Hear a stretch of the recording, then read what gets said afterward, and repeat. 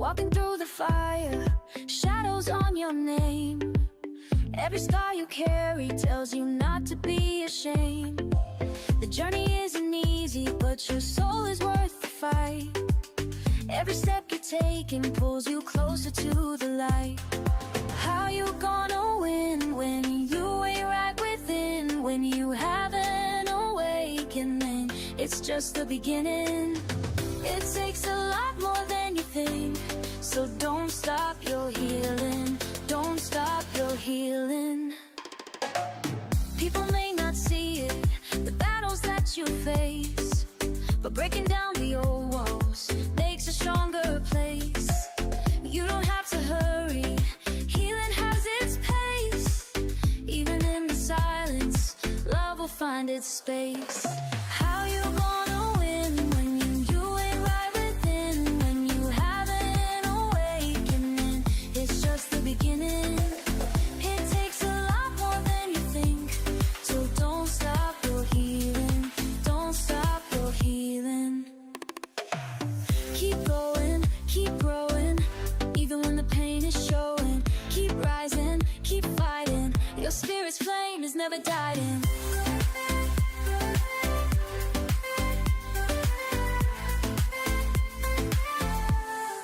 How you gonna win when you ain't right within? When you haven't awakening, it's just the beginning. It takes a lot more than you think, so don't stop your healing. Just keep going, keep going. Breathe in, let it flow. You're stronger than you know. Every ending starts again. The healing never ends. Keep going, keep going.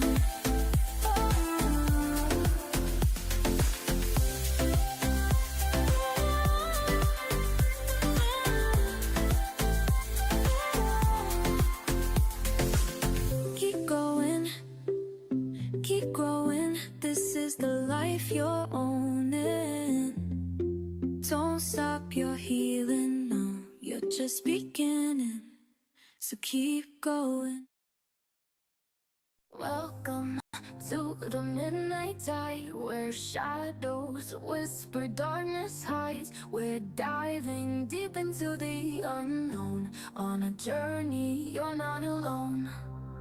From haunted halls to specters lost, we'll guide you through the eerie frost, with tales that chill and spirits roam. A freaking awesome paranormal show.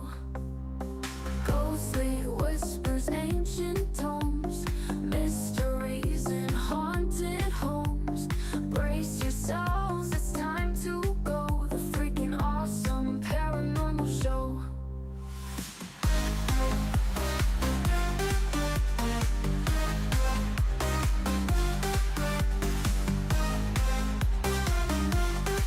The freaking awesome paranormal show. Ghostly whispers, ancient tomes, mysteries in haunted homes. Brace yourselves, it's time to go. The freaking awesome paranormal show.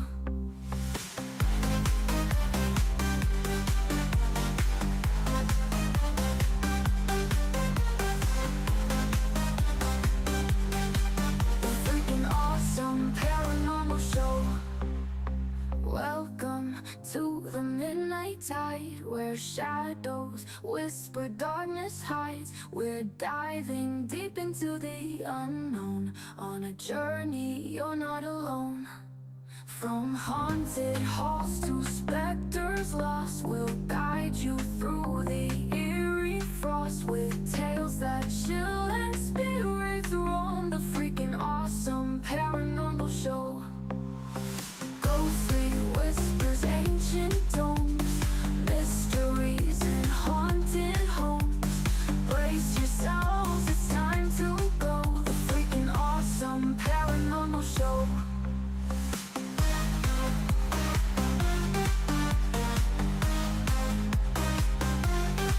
The freaking awesome paranormal show.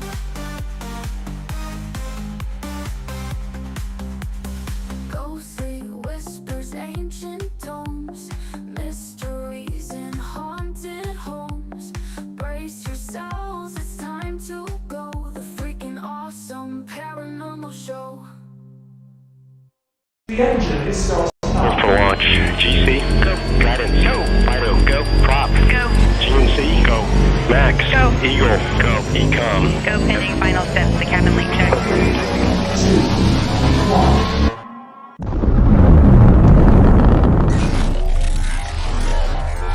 Is there anyone here that would like to communicate with us? Can you give us a sign?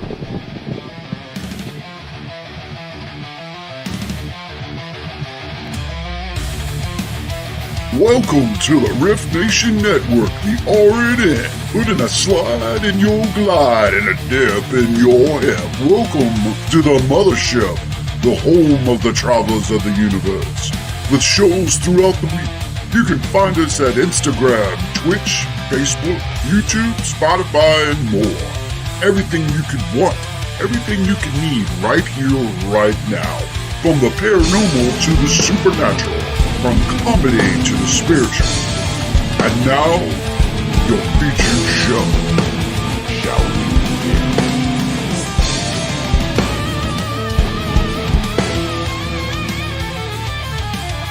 It's showtime, folks! Podcast may contain material that some listeners may find sensitive, offensive, or disturbing. We strive to create respectful and informative content, but topics discussed may include mature themes such as violence, explicit language, or controversial subjects, triggering content including discussions related to mental health, trauma, or other sensitive issues, explicit language. Occasionally, our guests or hosts may use strong language. While we aim to handle these topics with care and empathy, we encourage listeners to exercise discretion.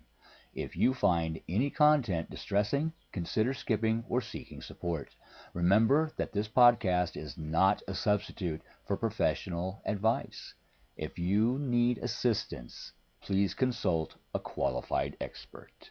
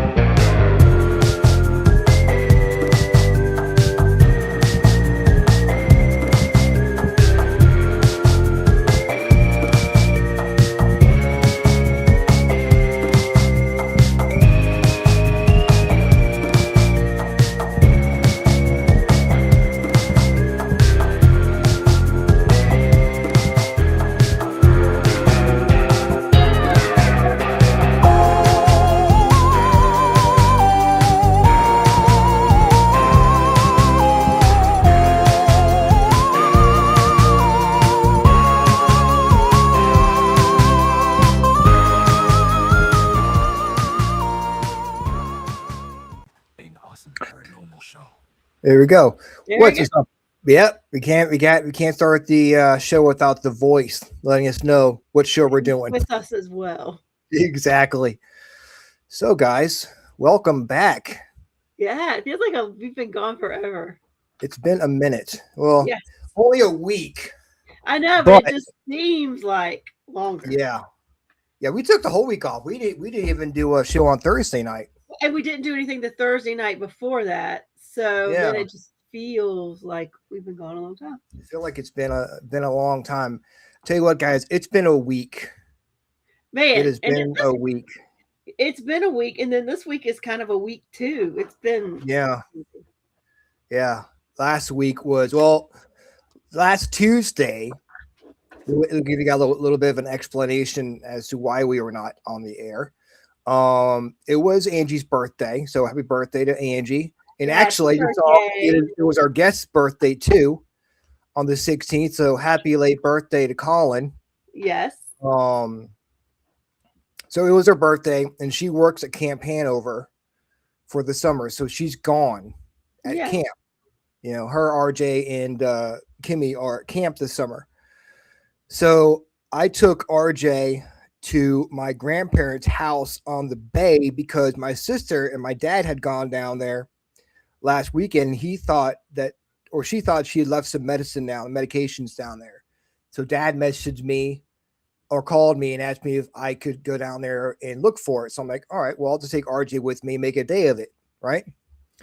So we went down, had a good time. He went swimming. It was, nice summer's day. He had a good time. We stopped and got some ice cream on the way back. And as we're heading back down 360, we got a phone call from Angie telling me that she was on her way to the hospital. And by this time it was like 6:00 or something. It was pretty late. So I'm like, all right. So then I had to go. I went home, took the dog out, and then went to the hospital because she had whacked her leg on like a post. She walked into like a post, like I think a wooden post they used to stop cars from running into to where they eat, like their picnic area. Yeah. So she cracked her kneecap, and then she said she's like, oh, that hurts, and turned around and did it again. So she cracked her kneecap twice. Ow. Yeah. So ended up going to the hospital. It was like one of those freestanding, like, not really a hospital, but like an emergency center. Yeah. I know it Yeah. exactly. Yeah. So we ended up going to one of those, and we ended up staying there till like 10:30, 11 o'clock. So then I had to drive her all the way back to Camp Hanover, which is like way out in Hanover. Yeah. And then drive back home. So yeah, it was just a mess. And then Thursday, I don't know what was going on Thursday. Probably was just tired. I don't know. Thursday she had another doctor's appointment, and you said, Oh, you yeah. got all this running to do, and so that's right. I had too much stuff going on that day. But I figured if I was going to come back, if we were going to come back, and I realized again that this is a big day for a lot of people.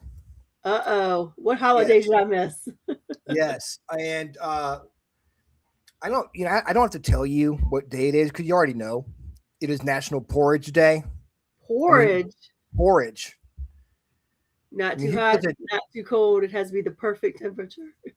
Porridge sounds like such a 18th century. It does. Food. It does. Like, who eats porridge? Who eats? Where do you get porridge? What is porridge? Like, I thought porridge was oatmeal, but is it like what cream of wheat is? I don't know. I mean, I would probably eat cream of wheat if I knew it was porridge, just so I can say, I'm eating porridge. But what is? I mean, it's like porridge and gruel. Oh, yeah. Porridge needs to make a comeback. We need to bring porridge back, guys. We do. Bring back porridge, and it's also National Fix Your Windows and Doors Day. Again, huge holiday. Joanne Stewart say no porridge. It's a bigger grain. Okay. Porridge is oats. Okay. Oats is oatmeal, right? Hey, Michelle. Oh, Michelle. Hey, Mish. Australia. Porridge is oats. Oats, okay. Wonder if it's different where you're at. I think, I don't know, porridge seems like something you'd have in like Victorian England or something like that, You Do you think? Because it feels like to me it would be like people with the top, you know what I mean? Because you got hats, Charles Dickens would eat porridge. Yeah, that's true. That's true. While he's fixing his windows and doors on National Fix Your Windows and Doors. Yes, so hope you guys. It's storm did that. Season. Yes, we got to do it both on the same day though too. You got a lot of work, but you got your porridge to give you the energy. So yes, make sure you have your porridge in the morning and to give you that energy. That Quaker porridge. Yep. I have porridge. That's okay, okay. Maybe it's just like they don't have. How they don't. I think they just changed the terminology. I think that's what it is.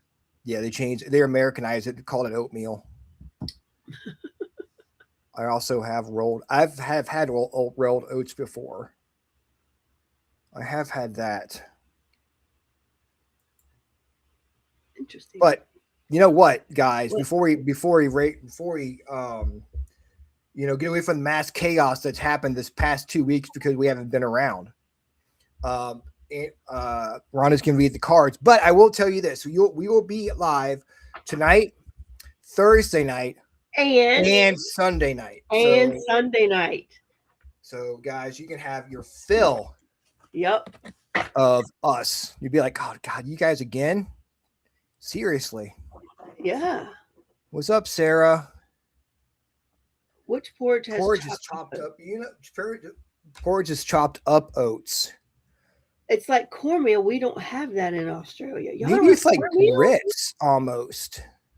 I like grits. Grits. I'm a grits person. I would eat grits over oatmeal any day. Me too. I love grits. Mm-hmm. Nice, some butter, maybe some maple syrup on top to. See, I like mine with salt, pepper, and butter. But for a little difference, I would put some maple syrup in there. Angie likes some extra salty. I like them extra, and I like a lot of pepper in mine too. Colin's over there thinking, "What the fuck? What am I doing here?" How did I end up with these weirdos? We're talking the Freakin Awesome Porridge Show. We're going to. Hey, but porridge, that's probably something you could use as a discussion on an investigation. Yeah, bring some porridge. Did you eat porridge? Oh yeah, bring a bowl. And they'd be like, "Oh my gosh, this is my favorite breakfast. I used to love this stuff." Yeah. See. There we go. This is about the longest discussion I've ever had about porridge in my life. Porridge. I've only heard porridge about what is it, the Little Red Riding Hood? Yeah, well, that was that. It was wasn't it Goldilocks? Goldilocks. And the Three Bears. Yeah. The Three Bears. Yeah. All right. Shall we see what we need to do this week? I hope so, because again, the world's probably falling into mass chaos. Yeah, because none of us had our porridge today. Yes, no, yes. I do. I want to try those because they're supposed to be pretty daggone good, those overnight oats, but I struggle with oatmeal. It has to be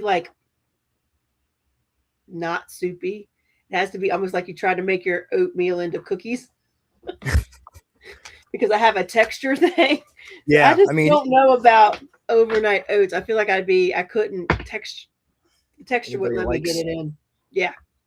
Hey, Courtney. I think they like soupy oatmeal. I mean, that's just. Yeah. All right. I like mine nice and thick with some butter on it, maybe some brown sugar or something. Yes, and raisins. Yeah.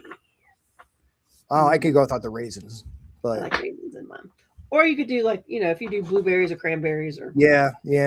Try to make it act like after all the butter I put on there, put some fruit on there to make me think it's healthy. All right. Shall I pull a card? Michelle Wilfong in the house. Courtney. Michelle Wilfong, Renee. Courtney and Joanne, Sharon, Sarah Steiger. Courtney and Lois. Michael Brooks. Everybody was where we weren't last weekend, and we're sorry. But Courtney, I'm so proud of what y'all did. It looked amazing. Yeah, Hill City had a big event there. Amazing. It so real. Proud of you guys. Yes, God, I wish I was there. Me too. I don't even know what I was doing. Oh yeah, it was RJ's first weekend at camp. We're getting him ready for camp, actual camp, not hanging out with Angie. So yeah, that was what we were doing. All right, we're gonna pull a card. Any card. All right, we got heat wave. Phew, that's apropos. Depression and exhaustion. Depression and exhaustion, which can happen in the heat we've got going on, which is coming back out. And then we've got the outlaw. So, and that one says independent, authentic, the outlier. So I think with the two of these together, I think there's a tendency, again, we've got the heat wave, we've got summer, we've got you're feeling exhausted, oppressed, feeling like you can't do the things you want because it's so hard outside. But I think it's the way, to me, this all represents looking for other ways to accomplish the same thing. So for me, I love to be outside. I love it. I don't mind the heat. I truly don't. But there comes a point in the day where I don't want to be out there any longer for a while. So I do what I want to do, like water my plants and things, or just go sit and enjoy the sunshine early morning, do it late in the evening, things like that. You know what I mean? So I'm kind of rebelling against the oppression that the heat is giving me by figuring out other ways to enjoy my day anyway. Going to the pool, doing things like that. So I think this is all about not looking at obstacles that you feel like are blocking you and standing in your way and keeping you from getting for where you want to be or enjoying what you want to do. It's looking at this from a different perspective and saying, how can I still get there and work around this oppression, work around the things that are holding me back, working around the things I don't like about this? Because there's always a way to get there. It's that whole thinking outside the box, that whole rebellion of, I don't have to be boxed in. I can figure out how to do this another way. So I think that is the message for this week. Well, I am not shocked at all that heat wave is exhaustion and depression, because that's just like, okay, yeah, the universe is right about that. But I've discovered I'm working through the heat. You know, I go outside, take the dog for a walk, and I try to get outside more. I'm beginning to be okay with the heat. I am dealing with it, right? Although you actually sent me a couple of messages and said I can deal with this kind of summer because it's been hot without humidity. Yeah, but there are days when I don't have the heat, it just makes me feel gross. Like I get upset stomach. It's not just my body; it's how my body reacts to the heat. I can't help that. But I've discovered something else I don't like more than heat. Bugs. I hate bugs. Which I'm surprised we have so many with the ice storms and stuff we had this winter. Yeah. Well, I mean, take care of some of that. They're not even like biting me. If they're mosquito, I hate those too. But the bugs are just flying at my face and like all over. Like, oh my god, so annoying. And plus, it's mostly when I walk around camp is when the bugs. Like I'll drive down the road at camp and there are all these flies coming out my car. Like I'm like, oh my gosh. Yeah, that's how it is. Belgrove is out there in the more rural area, and every time when I go out there and I come back the next morning, my windshield is just terrible. It's terrible. I'm like, I didn't even see all these bugs. Like, what on earth? Like a mass bugicide going on the windshield. Yeah. Eddie Jen, the vlogs, welcome. Yeah. Whoa, I haven't seen them in a while. What is the welcome back? What's up, Kevin? All right, guys. I'm done with my bitching. I'm done with my moaning. Actually, that's a lie. I'm never done with my bitching and moaning, but I will put it on hold for a second because we have a very special guest on with us tonight. We have my friend and yours, the one and only, the man, the myth, the legend, Colin Morgan. Hi, everyone. Hey. Oh, I am. First and foremost, I'm so excited. I'm honored. I'm a little gassy. Also, I do have a very important question. Okay. Wasn't Miss Muffet sitting on her tuffet? The curds and whey, was that porridge?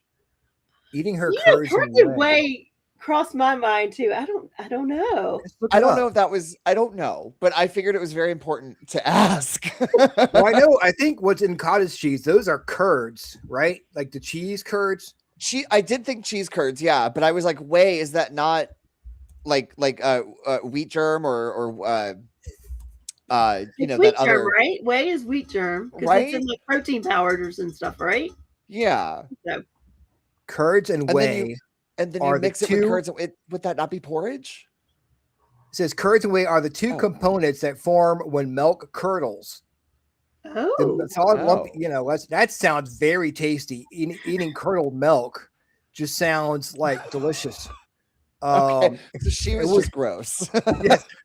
Yes, I would not take a spider to get me away from curds and whey. Okay, Mitch says curds and whey is cheese and milk. So I guess it's kind of like cheese curds, but it's still milky. Yeah. Okay, that sounds disgusting. It sounds gross, but I eat cottage cheese. I like cheese and milk. Okay, Renee, curds and whey is cottage cheese. I guess technically it is, right?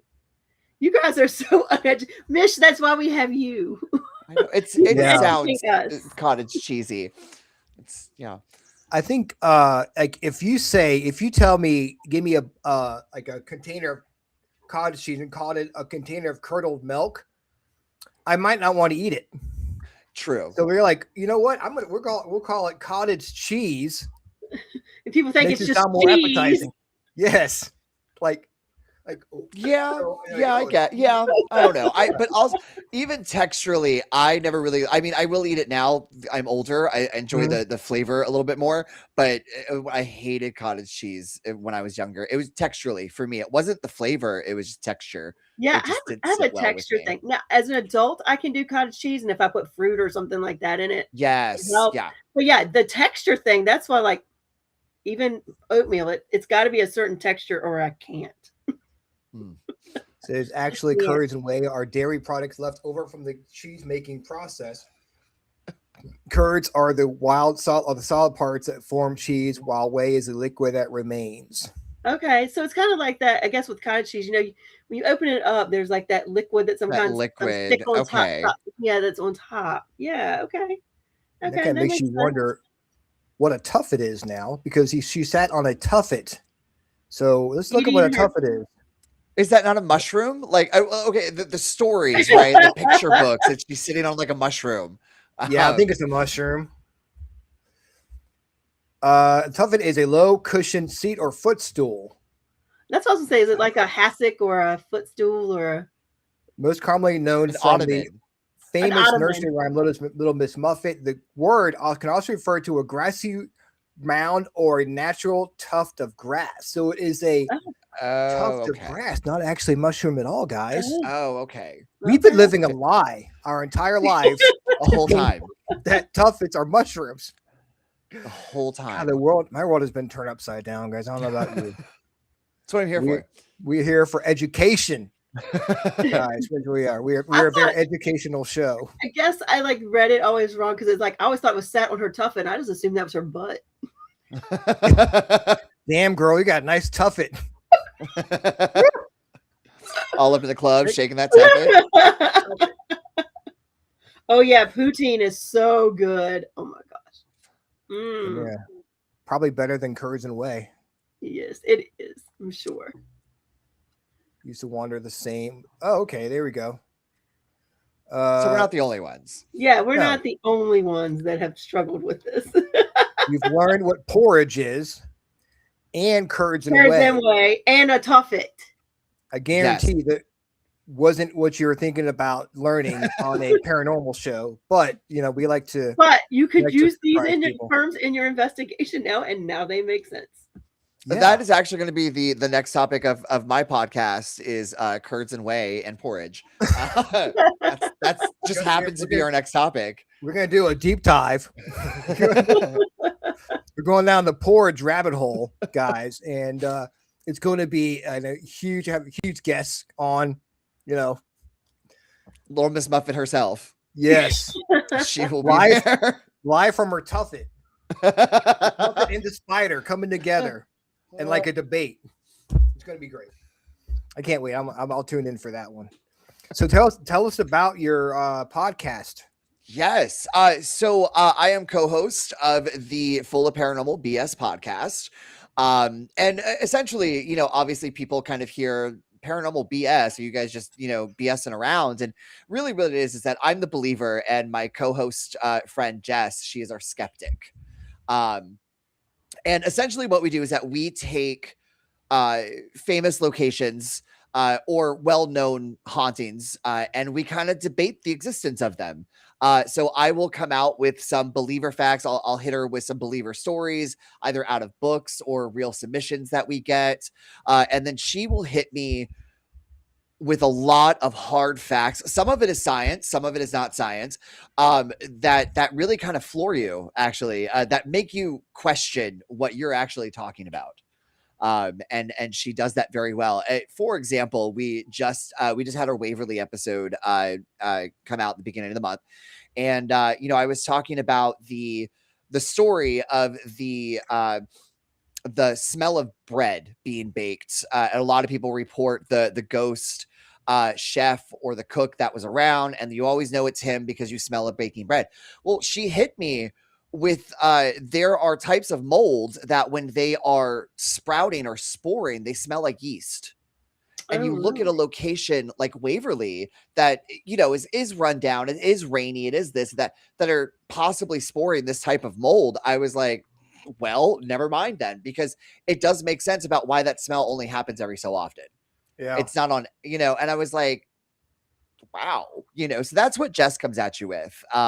Now, Jess may be a skeptic, but she wants to be a believer so bad. She thoroughly enjoys the paranormal.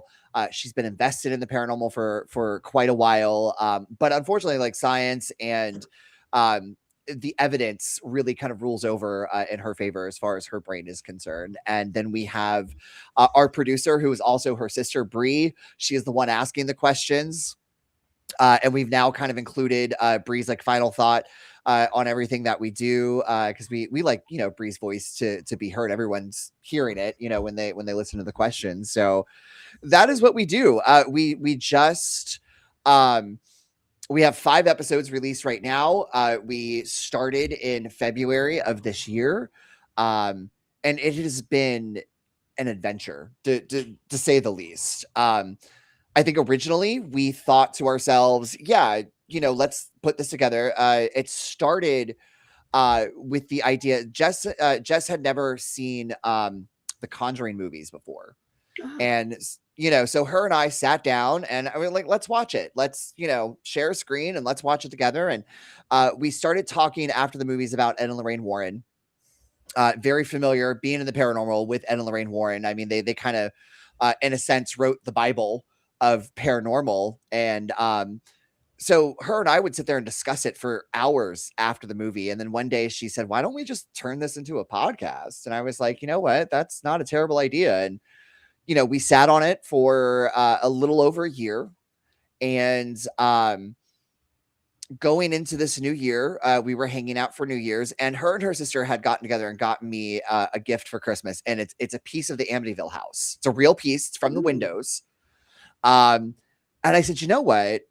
Why don't we just shoot our shot and put this out there, and let's do the Amityville house as our first episode. And we honestly thought to ourselves, you know what, we're going to put this out there, because we just kind of bare bones it. We had an idea of what we wanted to do. It was Jess's idea to kind of do the debate aspect of it. And we put it together and we said, okay, let's put it out there. And we thought to ourselves, it's going to be great because our friends are going to listen, you know, our family's going to listen, and that'll be it. That'll be awesome. And then our numbers just kept climbing, and we found out like all these other people were listening and chiming in, and that's why it's been an adventure, because I don't think we expected it to consume as much as our lives as it does. Because Jess and I deep dive. We really try to deep dive into the research aspect of everything.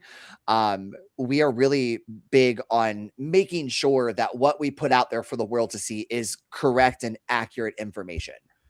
Because that is the one thing that we run into with our research is when you go to a location and you hear 4 or 5 different iterations of a ghost, it kind of makes you not believe that it's actually there. So we want to make sure that what we are putting out there for everyone to listen to is as accurate as we can get it to be with what we have found. So that's what we do. And it's, like I said, it's been amazing. Has there been anything where you've brought evidence to her and she's like, oh yeah, this actually is true? Yeah, actually, she's never like come right out and said, you know, oh, well, no, I'm a total believer now. She has sat there and said, you know what? I can't explain that. Mm-hmm. Here's a theory as to why, you know, it definitely might not have worked. You know, I'm trying to think of like a really, a good one to go with that in the episodes that we've done. Because I do know that Amityville was a really hard sell for her just because of everything that came out with Amityville. There are 4,000 different books on Amityville. And of course, the most damning information is the fact that the lawyer came out and said, oh no, we all drank wine and made this whole thing up. and so that holds weight. And but I believe, like, when we did Cecil Hotel was our second episode. There were things that I was kind of bringing to the table that she was like, okay, that's really bizarre, especially with the case of Elisa Lam. There were Thank you. things that had happened prior to her death that were just bizarre. Not necessarily paranormal, so to speak, but it was really, really bizarre. Yeah. It was the I think the one that really kind of like was really weird to me was that there was a bookstore that Elisa Lam was at prior to what she had done. And if you go on to if you go onto that bookstore's website and you take their cash code from their website and you put it in as coordinates, it leads to Elisa Lam's grave in Canada, where she was buried. Wow. And it's I mean, like, it's kind of like, do you believe in coincidences? Do you believe in the fate of all of this, all of that? So, like, Jess really did sit there and go, okay, that's super bizarre. Like, that you can't rationally explain why that is. And things like that. So those are the kind of things that I hit her with, and she has definitely sat there and went, okay, that's a thinker. You know, I need to sit on it. Has there anything she has said that has affected the way you look at anything in the paranormal totally differently? Like, all of a sudden you're like, yeah, now I don't believe in, like, just like, I'll just like, man, I used to really believe in dowsing rods, but now, nope. Is there something that's really flipped your switch on what you've been always thought? Yeah, location wise, it's kind of been location and or equipment with certain things. We did an episode on the Queen Mary, and I highly recommend everyone go out, listen to anything you can about the Queen Mary, because the Queen Mary is such an important piece of history. And it's so important that we speak about our history, because it always will end up repeating itself. And there were a lot of things that I was unaware of in my research, because what Jess and I do is that we don't really compare notes until we are recording. We want to make sure that we are not, all the evidence that we present to each other is fresh. And, she had let me know that when it came to the Queen Mary, it was original. Well, after it was docked, it was bought out by Disney. They were trying to turn it into a haunted mansion at seas, and they added all of these kind of electronics and animatronics to one of the most haunted rooms, which is stateroom B340. And of course, Disney no longer owns it, but the idea now is, did they leave some of that stuff in that room? Is that why that room is now supposedly one of the most haunted rooms? So that really made me think. And then there was another group that was in there as well that had it for a couple of years and tried to turn it into a haunt.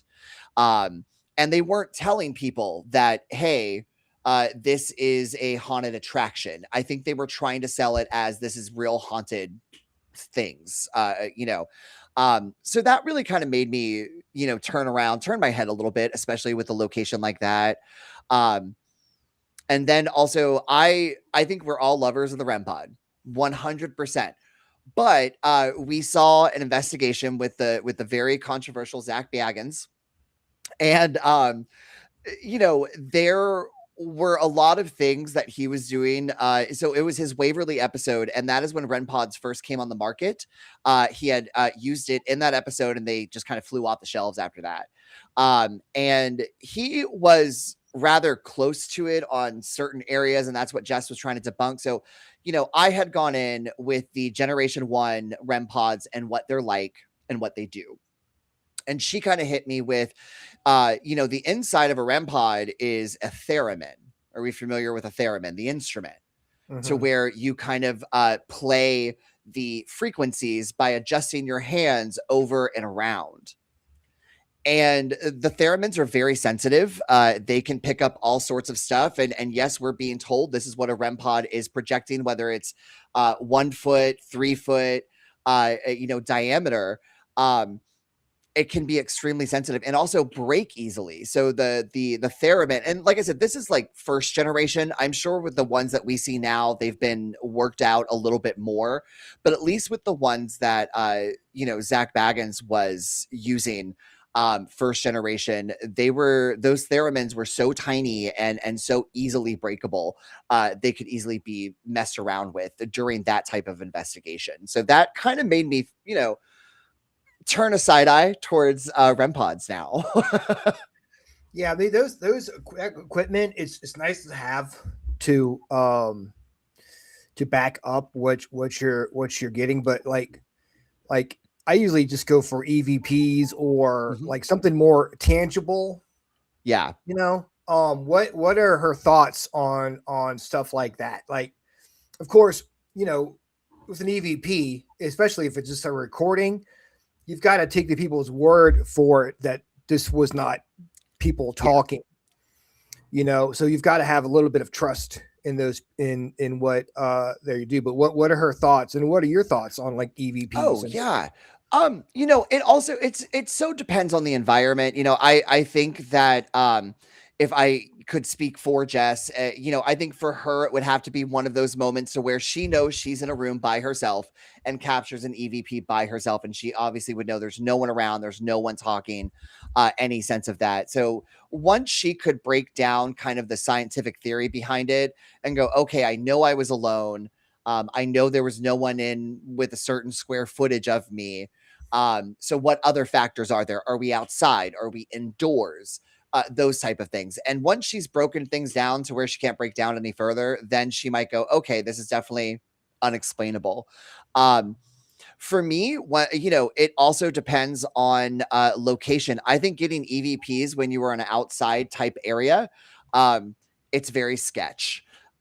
Because there are so many environmental factors that kind of go into it that you have to not only question, wait, did I say something, or did I burp, or whatever, but was there an animal walking behind me? Because that sounds like footsteps, but do I remember hearing that behind? So the woods, any time of outside area, it's a little bit harder, but I would say inside, especially if you're not in the room. It's actually really interesting, Ryan, just because with the cabin on 360, I was there last year, and I caught an EVP, and I firmly believe it is what it is, but I honestly feel that I caught an echo of Melissa getting shot and killed. So it was me and two other friends. They're a couple, and Dakota and Nicole. Nicole is pregnant at the time, and we had Dakota doing an Estes method in Melissa's room. He was wearing a blindfold, and we are outside the door. And we're asking questions and we're getting responses. And we hear Dakota start to get a little bit more emotional. And he started saying things that we weren't even asking questions for, where he was saying, no, please stop, don't get out. So then he all of a sudden threw off the blindfold and said, it's too much. And he walked out the door, and Nicole started getting emotional. And she's pregnant. She's literally about, this was July of last year. She just had her baby in September. So she's literally like 7. She was really pregnant. So I thought, okay, obviously she's getting emotional because she's pregnant and her fiance is outside having a moment. So we all go outside. I have a park and bark on the table by the television there in the cabin. And we go outside, and I would say probably about 18 seconds into us being outside. And I also checked my camera footage. That's the other thing, is that when we do investigations, you got to try to, look at all your cameras and all your different angles. I'm outside the front door. I want to give Dakota and Nicole, who have walked down the ramp into the grass, I want to give them a moment of privacy because they're both emotional, and this is their first time at the cabin, mind you. And I didn't want to record them, so I'm kind of trying to set up my tripod on the stand, the porch railing right there, and it wasn't working. So I literally spent like 3 to 5 minutes trying to do that. So about 18 seconds of the park and bark that is in the cabin itself, you hear what to me sounds like a woman or a girl say something. I'm not quite sure what it is, but it almost sounds like an exhalation of breath or something, or words that are said. Probably about 2 minutes after that, there is a loud bang that reverberates to the whole cabin. And then about a minute after that, there's a second bang. And then about 40 seconds later, there's a gurgling sound. And I I can't. I went back and I called Dakota and I called Nicole. I had them come over to my house when I was going over footage, and I said, "Where were we? We were outside. You know, by this time I had walked down the ramp. I was like, Dakota, were you leaning against the wheelchair railing? Were you banging your head against the wall or anything?" And he was like, "No, I walked out towards the grass." And Nicole was in a squatting position, having her moment almost the entire time. So I know for a fact, because I went back and looked at my camera that I was trying to fiddle with, you can't hear any of those sounds on my camera that is outside with me. It is only on the inside. I can't fault that. I've tried to debunk it. I went back in September of last year. I tried to somehow debunk it, and I couldn't do it. It's one of the best EVPs I feel that I've caught. Wow. Yeah, it took my breath as soon as I heard that gurgling sound. It just, in my mind, it all clicked together. You know, obviously, you going into that type of location, we always a lot of people try to maybe not know what the history of the place is, but I've been to the cabin now about 4 times, so I knew what the history was going into it. And then also Nicole had said that she was having an emotional moment because it wasn't for Dakota and it wasn't because she was pregnant. She said right when Dakota started saying the words like "get out" and "stop" and "leave," she said she felt like she was being touched. And she said it felt icky. It was just disgusting how all of a sudden she felt like someone was touching her all over her body. And that's why she got emotional. She literally felt like someone was touching her. It had nothing to do with Dakota. So yeah, just to catch all of that, you know, on camera, just blew my mind. It just made the cabin that much more of a haunted location favorite for myself. Ryan, you're muted. Oh shit. Sorry about that. I think I hit the button. We've had a few people tell us that they've gotten the sound of a gunshot. Wow.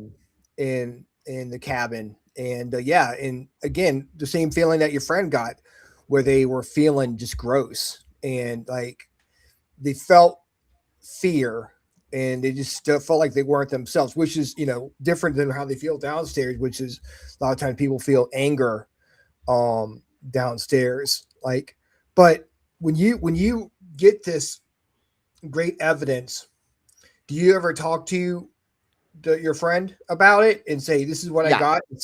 Ask her opinion. Like, what are her thoughts on your evidence, knowing that you're the one who experienced it and you're not reading it from somebody else's experience? Yeah. Yeah. You know, that's a great question. I've talked to Jess about this evidence, but I have not really expressed an interest to like really show it to her. And I think that is because it's a location she's never had the pleasure of actually being at. So there's really nothing for her to bounce anything off of. She just has to literally take me at my word, which she's okay with. But at the same time, you know, she does want to sit there and try to debunk everything 1000% because that's just how her brain works. And I find that, but I think also there's a part of me that doesn't want it debunked. Right. Yeah. Because I'm such a firm believer in what happened in that moment that I'm like, I don't want it debunked. I really don't. So I don't want to, you know, if Jess ever asks me, she's more than welcome to look at it. I will play it for her. But also there's that idea that we're priming. So you know, if she's watching the show right now, like I just sat there and said, "This is what I hear." So now you're trying to listen for that. Right. And I know that's exactly what she would say is Power that now you told suggestion. me what to listen to. Yes. Yeah. That was the big thing that we noticed. Because on our show, one of our questions that we talk about is we always take a paranormal show and we discuss it on ours. And numerous times when it comes to EVPs that are played over these shows that are on television, they're terrible. I don't know. I don't know if it's just the episodes we picked, but a lot of the times it's and they're like, "Did you hear that? It said my name." And I'm like, "What?" That sounded like Snap, Crackle, and Pop. That's what that sounded Jess doesn't like. want to ruin your fun. That's what Jess said. Thank you, Jess. I love her. Oh, I love her to pieces. She's my best friend in the entire world. But yeah, so that's one thing that we encounter a lot, especially watching these shows, is that it's just there is that power of suggestion because they also put at the bottom of the screen like what they think Yes. you should hear. Yeah, and some of But- it, most of it's like a static mess where it's like, Yeah. oh my Yeah. gosh, get out! I'm like, what are you talking about? Or they have like Exactly. music playing so loud Yeah. over it you can't hear what it is. Yeah. Like, come Yeah. on, guys. And sometimes it all has to do with like editors and stuff. I know that we were watching before even starting the podcast, we were kind of like watching some people's like ghost shows. And we now she knew about them. I did not, but we stumbled across Sam and Colby.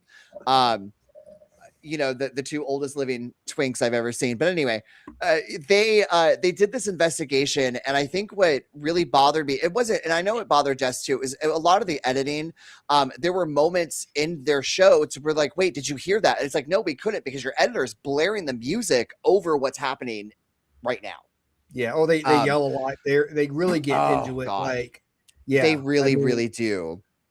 If I see one more Estes method where people are standing next to each other and screaming questions, I will throw down because I'm like, you should be about 4 or 5 feet away. I don't care how good those noise canceling headphones are. If you are screaming at someone that is 6 inches away from you, they can hear you, and you're now priming them to answer. And so that bothers the bejesus out of me. Yeah, I think a lot of those people like are just mostly for entertainment. Yes. Purposes. I mean, I do understand why people like Sam and Colby. I do. I think they're great for because we've talked about it before. I think Sam and Colby are like a great for like the newer generation of paranormal investigators. But I just, if Sam and Colby are watching, you never know. I just do your research. I've watched. Yeah. One, yes, come to the cabin. And then 2, do your research. If it's not you, tell your producer to do the research. Because we did the Lizzie Borden house, and we watched their episode of Lizzie Borden, and it was so much. A lot of their material, a lot of their history reporting was just. It was like, who told you this? What book did you pull this out of, if any? And that kind of bothered me because, like, look, you're a popular YouTube person and you're putting this out there, and that is not factual at all. And it just didn't make a lot of sense. So that's like my thing for them is like, look, do your research. Stop screaming every time your REM pod goes off because, Jess and I are theater people. We grew up and we went to college together and in the theater. And the one thing that we were always taught in the theater is that if you come into a scene at a 10, you have nowhere to go. Nowhere. You don't want to go down and you can't go up. So now people are bored. And that's kind of what I see a lot of, especially the younger generation who are putting their stuff out there on YouTube, is that they're coming in and reacting very, very hot. And it's like, well, now I've seen you do this 8 times in a row. I'm no longer impressed. I think with a lot of, the generations now is a TikTok generation where it's just like boom, boom, boom. Like the attention span is so short. Yes. Like a lot of people are getting their stuff from TikTok, and with AI becoming such a big thing, it makes it so much harder for people like us who actually put real evidence out there, where it's like, okay, how do I distinguish what is real or not these days? Yes. Yeah. I think when it comes to that, it all depends. Because I know we talked about there was when we did the Cecil Hotel, and there was I don't remember what his name is or how old he was. He was probably like 14 or 15 years old. But he had taken a photo outside of the Cecil, and it was on the local news because there was this blurry, and it was blurry, I'll bet. Okay. But it was kind of this ghostly spectral looking thing. It looked like someone falling or jumping past the windows. And this was in like 2000 and whatever. And it was taken like he submitted, like he took it with an iPhone and like this generation and yada, yada, yada. So I was like, okay, well, here's a picture that we definitely can't say AI generated, or anything such as that. So those are a lot of things that I would say that we also look for. The good news is Jess she's a wonderful photographer. So she kind of catches that stuff rather quickly, especially when you have the eye for it. Yeah, going back to what you're talking about, the Sam and Colby of it all. Mm-hmm. I think when we were coming up, Zach Bagans, like I watched Ghost Adventures before I got into got onto a team. I mean, I would sit there and like Friday night, I would be in front of the TV watching Travel Channel. Yeah. And I think even though they're maybe not doing it the way we like, Sam and Colby are getting the younger generation into the paranormal, and once they get into it like we did, we will learn that there's just a different way. There's entertaining, which is what they do, and then there's the actual paranormal investigations, and I think that will bring younger people in, and they'll learn the correct way to do it. Yeah, and I hope that there is people like us. I'm a big fan of the Ghost Brothers. Yeah. I really liked how they portrayed themselves on television, and also just by the way they acted with things. They were very natural, and that was something, because growing up watching Zach, it was like everything was like, oh. And I also just found out from doing Waverly, because we had actually watched his Waverly episode. He actually pronounces his name Bagans. It's like Bagans, like a Midwestern mom. We're from Michigan. He said his name in the episode, and we sat there and replayed it 40 times, because he was like, I'm Zach Bagans. And I was like, what? Bagans, don't you know? Like, we've been saying it wrong this whole time. He allowed us to do that, by the way. He just allowed it. But Zach is obviously, as we know, like so controversial in the paranormal community just because of his intensity. And I don't always mind it. I will say it reminds me. Do you guys remember the guy, the infomercial guy? He was on a plane and he got hit in the head with a piece of the plane, and then he went home and died because he actually had like a hematoma. But he used to yell in his infomercials, right? He was like, "Buy this right now!" Blah blah blah blah. He was on an interview with 60 Minutes, and they said, "Why do you scream?" And he sat there and said, "Here, can I have your pen?" And he was like, if I sit there and say, "Hey, this is a great gel pen, it writes really well, you should buy it." And the interviewer was like, "Yeah, that's fine." He was like, "You really need to buy this pen because it's amazing." And they were like, "Whoa, It is." And I was like, I kind of get why Zach does what he does. It does grab your attention. It does make you pay attention to everything that is happening. You can't wait for him to come back from a commercial break. I might not personally respect how he does things in a paranormal environment, but I'm also not the one getting paid, so it doesn't matter.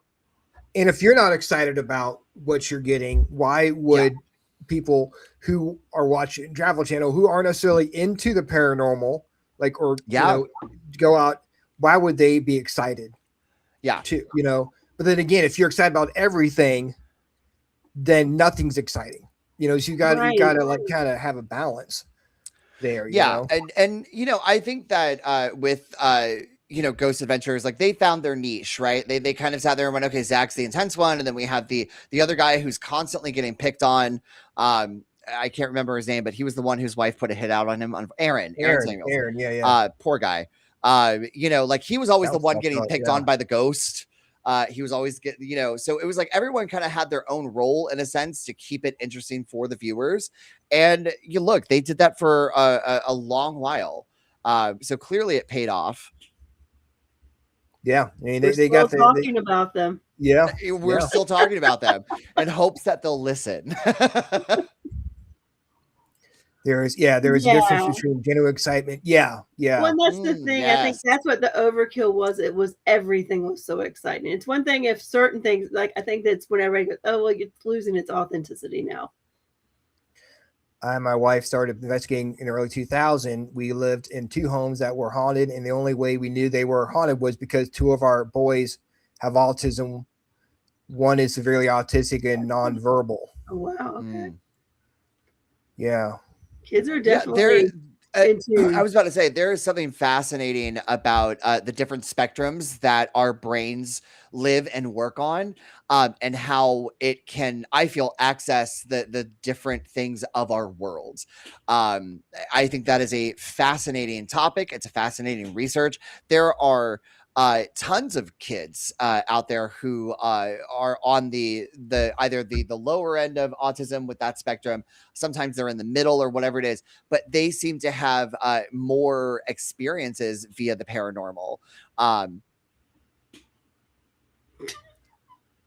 First thing I thought Colin was talking about tattoo I'm on Fantasy Island. he's probably not even born yet.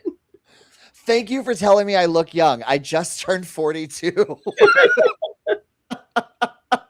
You are young compared to I- us. You are young. Well, I know Tattoo from Fantasy Island actually. But I also I Same. loved watching older shows when I was actually gosh, like 20 years ago I would because Nick at Night, I Yeah, would I'd like watch totally I watch Love that channel Lucy all the and time. old shows like that. Yeah, in syndication. Yeah. Yeah, absolutely. But yeah, no, back to the idea of the spectrum. I think it's so fascinating, and there's because my nephew is autistic, and him and his mom live in Florida. But my sister is very much involved in the paranormal, and I would love her take on if my nephew has experienced anything. Um, just to see, but even the idea of pregnant women, also in that area, I know. Actually, I saw a comment earlier where someone was talking about using their Phasma box. I'm a huge fan of the Phasma box personally, and I remember once again I was at the cabin with my friends Dakota and Nicole. Nicole is pregnant, and we had put the Phasma box on the television. And I had asked Melissa if she could tell me something about my friend Nicole. I said, she's a little different. Could you tell me what it is? And over the Phasma box, you hear pregnant, clear as day. And I was like, you can't debunk that. Like, I'm not on my laptop because a lot of people will sit there and say because a Phasma box is on a tablet or a laptop that it's obviously reading stuff that you've searched on that computer, all that kind of stuff. I'm not going around typing in pregnant women and looking up pregnancies on that computer or any computer, really. It has nothing to do with me. But regardless, I was like, I can't. There's no way that it should have picked up that word out of the data bank that is provided with the Phasma box. Yeah, there are a lot. Sometimes you'll hear things like on apps or stuff like "I was alone" or "It is dark" or stuff. I died here or something like that, where it's like, okay, it's being used as this particular purpose. It could be that they put that in there so people will actually think, oh, this is awesome, this works. But you get a word like pregnant, that actually has to do with the person being pregnant. That's hard to like debunk. Yeah, I was in the old hospital on College Hill, and my friends and I were on the third floor in the surgery area, and I had someone doing an Estes method, and all of a sudden, like at first it was just kind of like random stuff, and you're not really getting any hits, but then he starts like hearing surgical words, clear and stat and scalpel, like just all this random kind of stuff you would hear in a hospital, and I was like, I'm not that particular computer that I use for Phasmos. It's the only thing I use on it. I don't search the internet on it or anything such as that.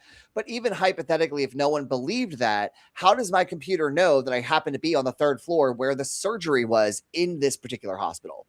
Right. Yeah. So those are my ways of kind of debunking certain aspects of using an app. I'm not a huge fan of using an app on my phone, particularly just because we use our phones for absolutely everything. Yeah. I will say there was I know there's a big thing with GhostTube. I do have that on my phone. And the only reason why I kind of became a good believer in a sense of GhostTube, I was doing a tour. I used to work at the Clifton 5 movie theater here in town. And we would do tours there. And I was leading a tour. And I was just about to, I told everyone about GhostTube. I said, look, if you kind of want a really cool thing to maybe download on your phone, because look, paranormal equipment is expensive, people. I was like, this is kind of a cool app. I can't guarantee any hits or anything such as that, but we've used it and it's pretty cool. And everyone in the group, there's probably about 6 or 7 people. They had downloaded the app. They all had it on. They're in Theater 2, and it has a big stage, and we were all standing on it. And I was about to introduce something new to the tour that I had just found out, which was the underground tunnels that run underneath of the town that we live in. Now, those tunnels used to be used to light the furnaces of businesses back in like the 1800s. So I was just about to start discussing them, and then everyone's ghost tube, mine and like the people who downloaded it, all went underground. Like the same word came across all of them. And I was like, this is the first time that I've ever introduced that particular story to the tours.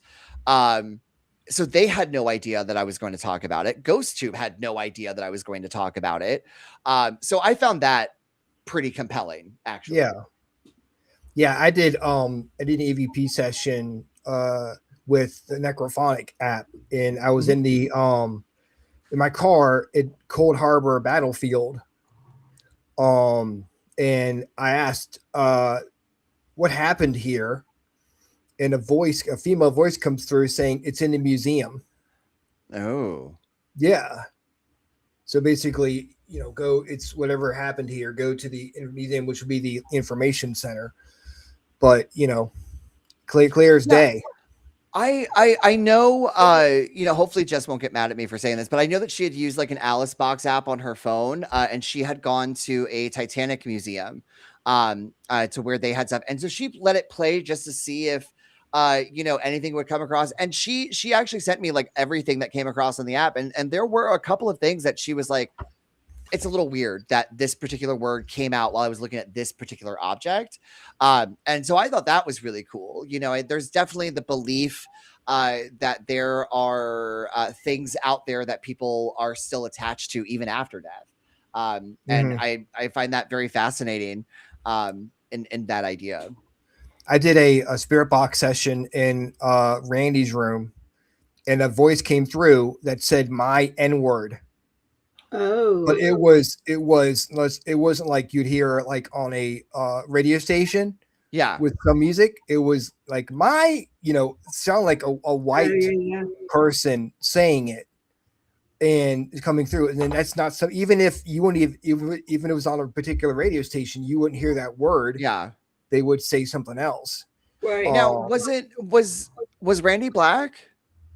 He was half. He was mixed. Half. Okay, he was mixed. Yeah. Okay, 'cause I remember hearing that information. That's interesting because that's not something. And also the idea. I know a lot of people, especially when it comes to the cabin, they're just kind of like, "Well, Randy's still alive," and I was like, "That none of that matters." In all honesty, right? I honestly feel that if a spirit, we all leave a little piece of ourselves, especially with the action that had happened between Randy. I do think there is a part of him that is still there, wholeheartedly.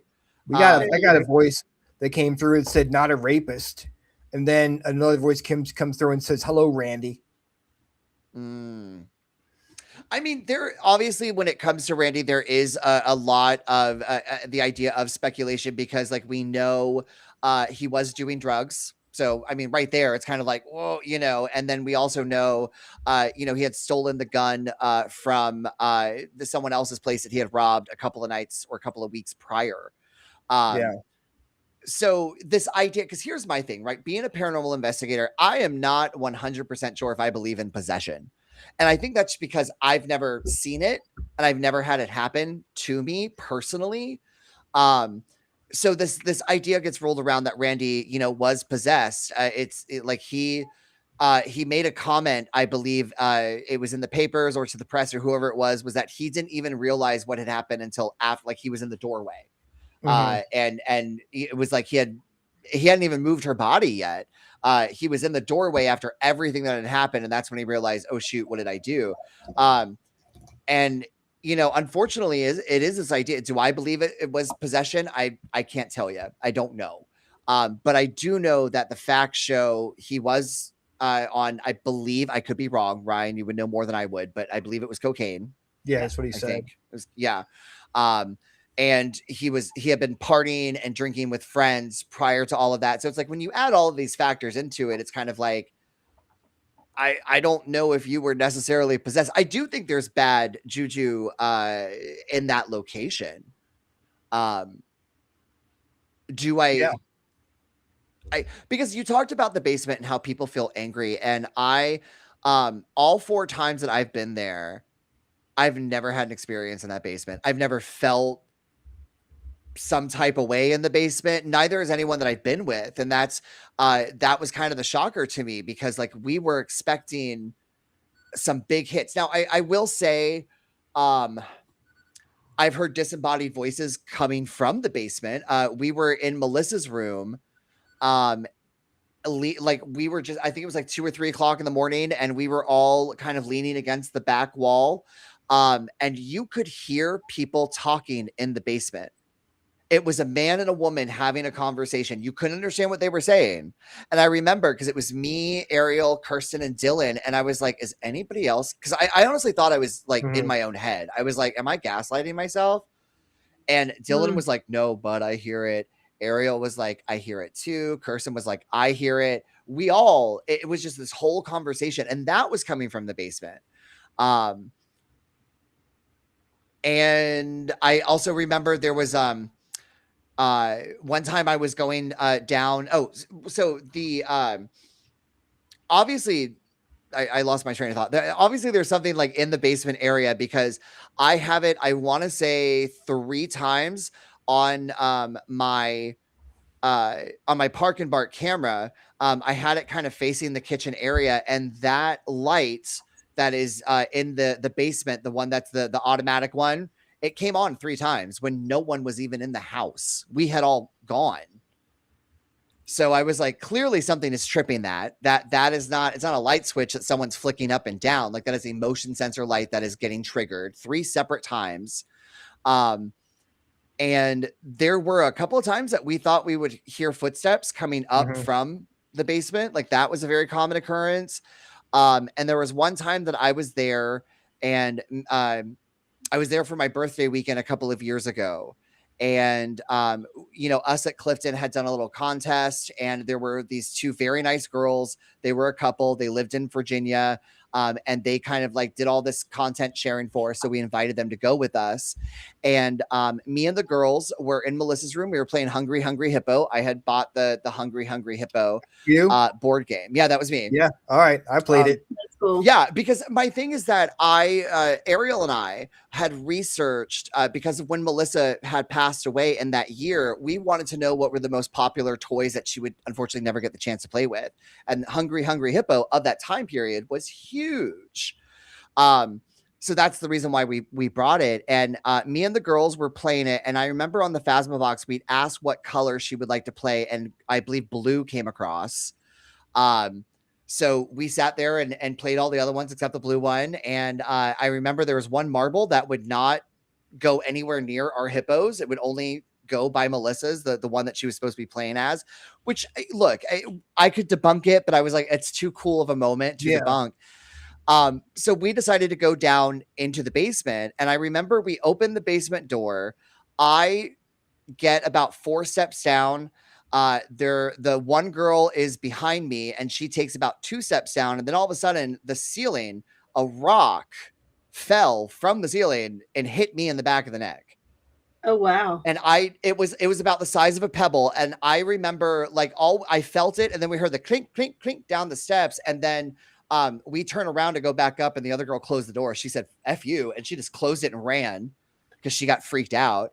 So I took my flashlight and I looked up at the ceiling, and it's not rock. It's but it was a pebble. Like it was a literal piece of granite that had from the ceiling, hit me on the back of the neck, and then bounced down the stairs. Interesting. And wow. I have no idea where it came from, how it got there, nothing. I couldn't debunk it. I tried. I've had rocks thrown at me like inside Henricus in Reverend Whitaker's house. And it's like there's no reason for a rock to be there. Yeah. Man, it's been a fun conversation. I think we need to have you back on the show. Yeah. I would love that. You guys, it has been so long, unfortunately. And honestly, like if I had not seen, what really inspired me to like reach out to you, Ryan, was that I had seen the work that you did with Ariel. And I was like, because those of you who don't know, like I used to be part of Clifton, love the place, love the location, but unfortunately we had a falling out because Ariel and I sat there and said, we are either going to lose our friendship or lose this business.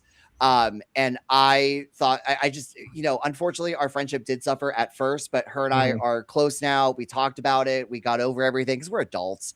But I decided to basically just kind of do my own thing.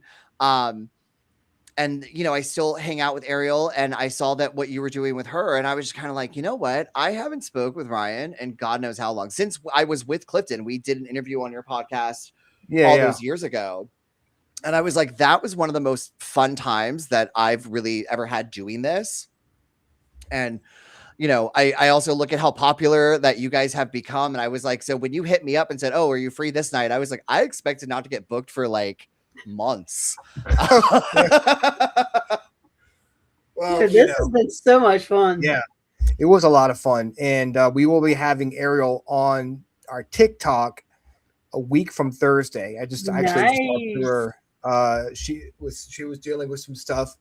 So she's gonna come on. So now we're gonna have her on the show a week from Thursday. Yes.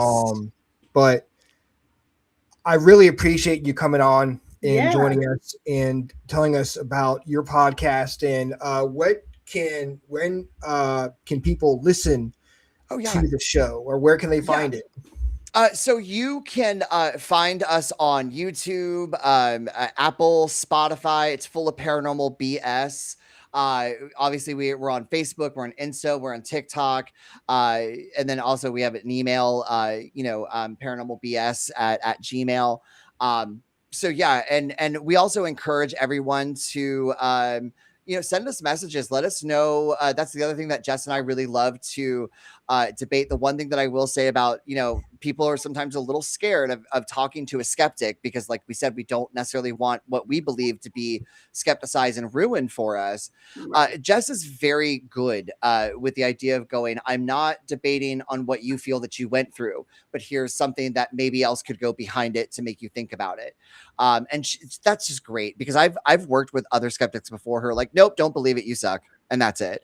And it doesn't make you feel any better. And Jess is definitely one of those people that'll sit there and say, I'm going to think about this and I'm going to, try to get back to it. But we love to hear from the community. We love to hear people's thoughts because frankly, the way that we look at it is that this show is not just ours, it's everyone's. We would love help in molding it and, wanting to know what you think. If you guys have ideas for suggestions of locations, we would love to be able to do that. We will be going into our second season at the end of it'll be next year, but our end of season is October 31st. And then we take a little break and then we come back for a second season and we've got so many great things planned. Yeah. You guys should come out and do investigations. Yes. Look, I want to get Jess and Bree because the issue is that I live in Pennsylvania. Jess still lives in Florida, and Bree, her sister, our producer, lives in New Mexico. Oh wow, that's a bit of a hike. But Bree does come to Florida like very often, especially because she has her son. She just had a baby; he'll be 2 in November, and she obviously comes to visit family and all that stuff very often. And I have been dying to get them to the cabin. Because everything that Ryan has done with it, everything that Dennis has done with it, it is such an amazing location that I never guarantee evidence anywhere, but I was like, in this place, something always happens. It's such an active location.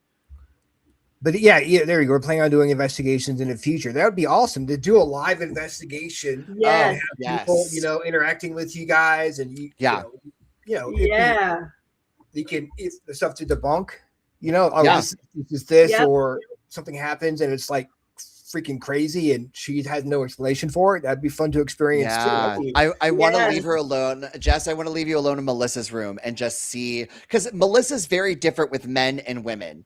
It's a very different experience.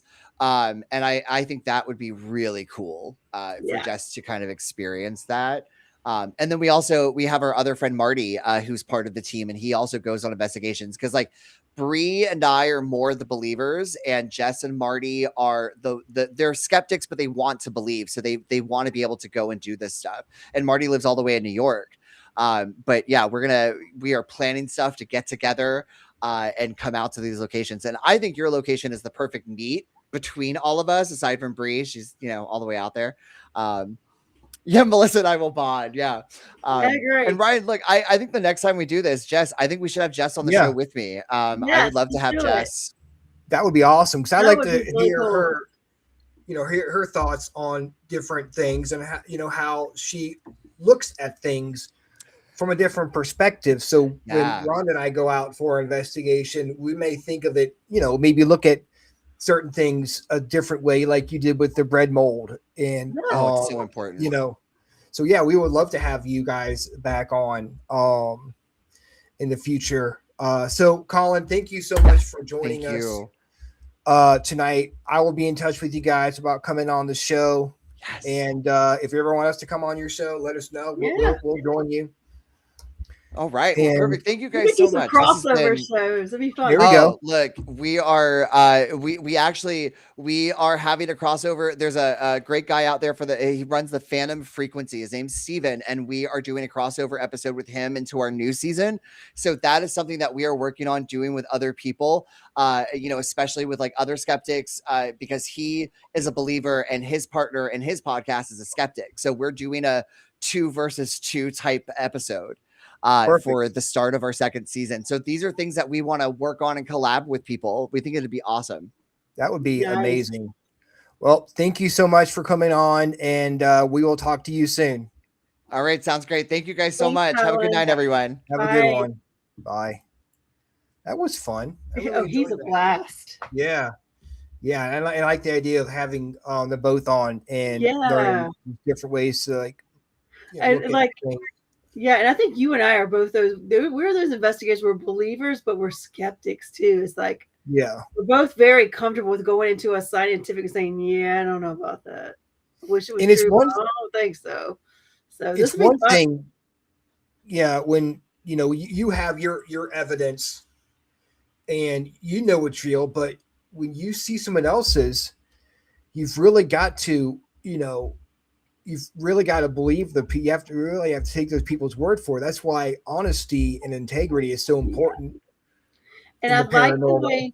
the way Colin said that Jess approaches things, because that's much how Tyler Darnell is a very good friend of ours. He's the haunted photographer, and he is very good. He'll say when somebody sends him something to analyze as a photographer, he'll say, I'm just going to tell you what it could be, because if you think you caught something paranormal, you did. Yeah. You did. Yeah. I'm just going to give you other things that could have been, and that's so respectful. When you put your evidence out there, it is ripe for scrutiny. But it is such a so personal when you catch something that you think is good, is great, and it's good. What happened. You were Right. there. I mean, that nobody screamed "Help me" during the investigation. Yep. And you have all this emotion towards it.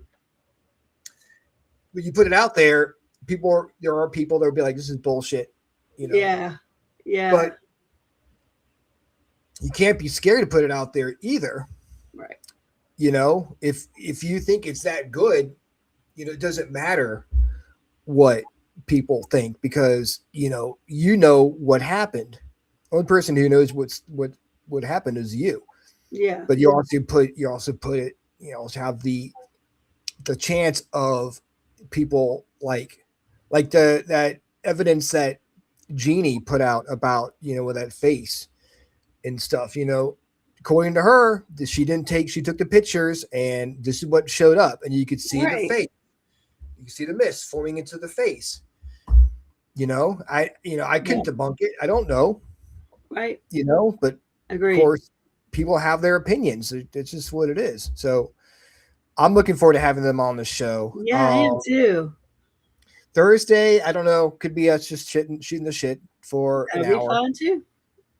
And this Sunday we are back with a freaking awesome playlist. We're gonna be talking. Hey, and I'm ahead of schedule because we had to postpone. I'm ahead of schedule. We already have songs ready. We already have our songs. I have the playlist made out. So I made it on Sunday. So it'll be fun. I'm excited. So we are gonna be talking about songs that kind of get you into feelings, kind of like when you're depressed or sad, or songs you want to listen to when you are feeling a certain way. Yeah. So we're not happy all the time. Bad or indifferent. Maybe you need to feel some rage, or you need to feel like just do it. Yeah. These are songs for that. And then next Tuesday, we're gonna be back with Dana Marie Volmer giving out some tarot card readings. Woo-hoo! For you freaks. So join us. Freaks like their tarot card reading. Yes. We're super excited talking to her again, having her back on the show. And guys, thank you so much for tuning in tonight. This was a fun show. We're glad to be back. Yep. And we will see you on Thursday. Same freaking awesome time. Same freaking awesome show. See you later. Bye. Good night, everyone.